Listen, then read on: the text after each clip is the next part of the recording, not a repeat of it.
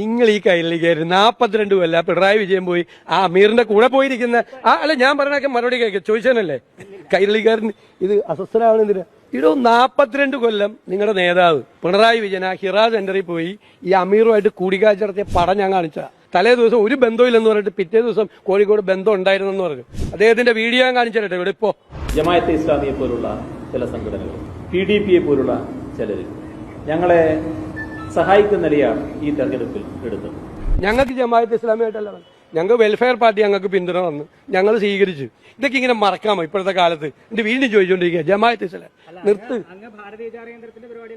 ഞാൻ പോയി ഭാരതീയ വിചാര കേന്ദ്രത്തിനെ പറ്റി പറയാം. സ്വാമി വിവേകാനന്ദനെ കുറിച്ച് പി പരമേശ്വരൻ ഒരു പുസ്തകം, ആ പുസ്തകത്തിന്റെ തൃശ്ശൂര് പുസ്തകം റിലീസ് ചെയ്ത് ഞാനാണ്. അതിനു മുമ്പ് തിരുവനന്തപുരത്ത് ഒരാൾ റിലീസ് ചെയ്ത പുസ്തകം അതാരാന്നറിയാം? VS അച്യുതാനന്ദൻ. നാണമുണ്ട് നിങ്ങൾക്ക്? നാണം ഈ ചോദിക്കുന്നതിന് നാണമുണ്ട്? VS അച്യുതാനന്ദൻ തിരുവനന്തപുരത്ത് റിലീസ് ചെയ്ത അതേ പുസ്തകം തൃശ്ശൂർ എന്നെ കൊണ്ട് റിലീസ് ചെയ്യിച്ചു.